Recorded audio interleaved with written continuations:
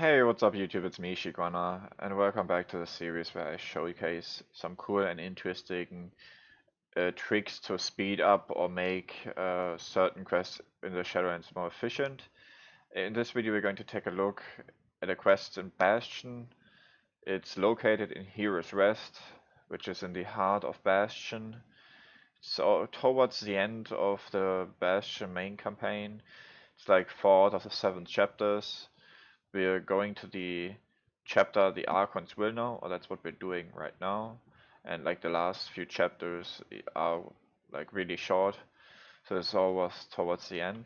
This is where we get our Steward, and I want to show a trick how you can speed it up, this quest, by just a tiny bit, which why not? It's a time save, so I think it makes for a good video, and it's definitely a trick that we will use in our speedrun to 50 to 60. So you accept the quest, and now you're supposed to summon a Steward. This is a Steward.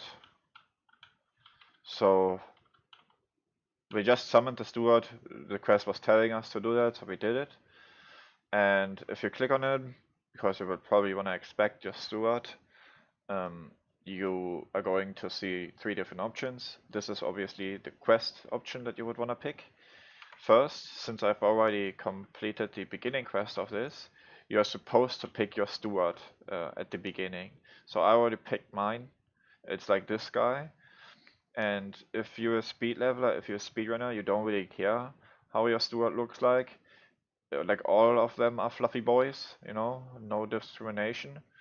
But basically there's a quest in the beginning of Hero's Rest where you have to pick your Steward, and you can see that there are lots of Steward around here, and you basically want to pick the one that is the closest to this NPC that is standing here usually, and that Steward is this on this spot here, so that's the one that you want to pick if you want to go as fast as possible, because it's the closest by. So I'm gonna turn on a timer here, just to see what happens, how long this takes if I click on it while I'm standing where I am at the moment, and what happens even. So timer, and I click on the quest option, and you will see that he's gonna walk towards a place.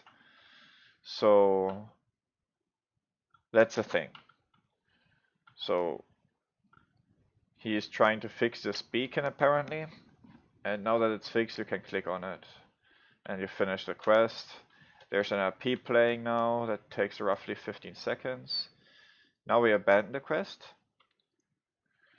and we're gonna redo this, and I'm gonna show you a trick. First of all, I want to show you something. I think I did it in some videos prior to this, but if this is the first video you're watching this series, you might want to know this, so I will repeatedly show it, I guess. So let me actually figure out what kind of macro this was. There we go, this is a macro. Like on beta, my macros are kind of a mess. So this basically just gives us the unit speed of a target that we target. For example, this guy or girl. Where did I put it? Here. She's walking 0% at the moment. As you can see, she's stationary. This guy is probably, like, if I would have to estimate, it's probably roughly about back pedal speed. No, now he's standing. Fucker, man. No, now he's walking. Let's see. Yeah, like I was actually kind of correct, because back pedal speed is like 45.7%. And like NPCs vary a lot in how fast they move. They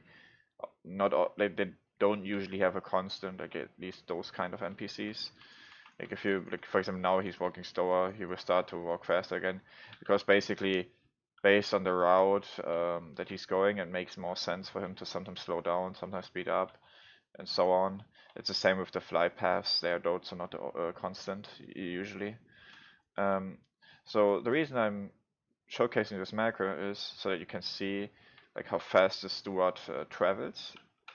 So by the way, if you do this quest, your Steward ability always gets reset, like when you pick up the quest. This might be able to be abused on alts, I could imagine, but it's not really that significant either way. Just a thought to throw out there. Um, but yeah, basically you summon a Steward. The reason it gets reset, by the way, is because that you want to be able to do the quest again and not have to wait on 5 minutes if you have messed it up in the past or something. So, but yeah, basically we're gonna time this again, and we're gonna see his movement speed basically. So this is his movement speed, it's 114%. As you can see in my speedrun regoer, like speed regoer, I'm walking 134%. So me just walking towards it is faster than he walking towards it, without using anything. So now we abandon it again. Fun fact, you actually want to finish this quest every time you abandon the quest, because if you abandon it too rapidly, I don't know what happens in the game, but it basically thinks that you're always at the beacon part of the quest, and you cannot summon your Steward anymore. So if you do this rapidly, then that can happen, which is why I would recommend you, if you are planning on abandoning this quest more often, that you just finish the end step as well to just go save. And if you bugged it out, you just log out for 5 minutes and then it should fix itself. So this is how you do this quest actually fast.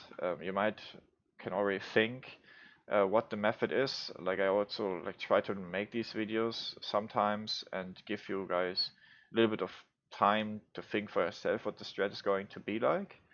I think that's just kind of cool.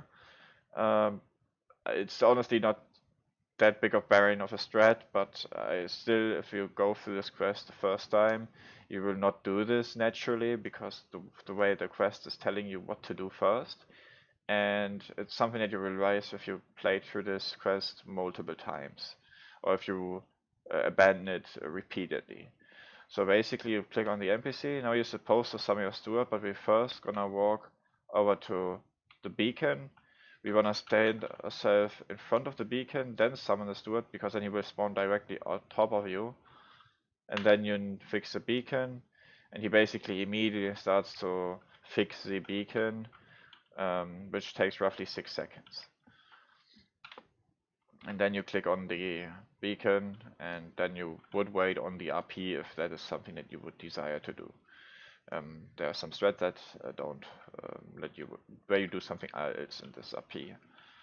So this saves some time, like a few seconds. It's not groundbreaking or anything like that, but it does save you some time. So I want to showcase what else you would wanna avoid doing because it's just slightly bad, like saves you slightly less time. I think I've like already kind of explained it with standing in front of the beacon, but I want to say to show you what can happen if you don't stand in front of the beacon, and it's not entirely like you don't have to be like the exact like coordinates in front of the beacon to not have him spawn in Africa or something. It's something that you can basically do without thinking. You don't have to position yourself in an exact spot or anything. You just need to uh, be positioned somewhat at that location.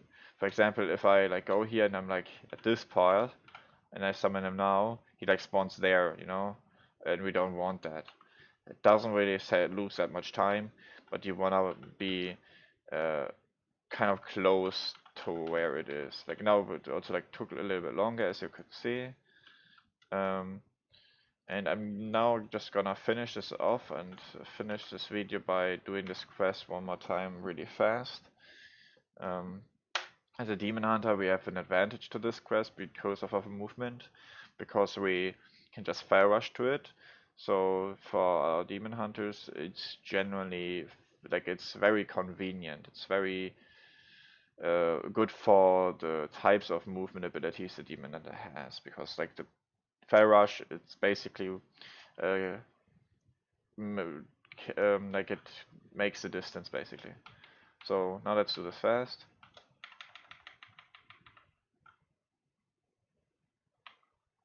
So for example, as you can see, he spawned over here. That isn't too bad, because you also kind of like waste time if you position yourself correctly. You just want to do this kind of. It's not something that's like a hard, like hard, um, like something that you have to persist on to be exactly on the spot. You just want to have the thought in your head that you don't want him to spawn like over here and then have to walk, let him walk over to this place. But now you finish the quest, and this was pretty much it. So I hope you guys liked the video, and I will see you in another video. Okay, thanks, bye.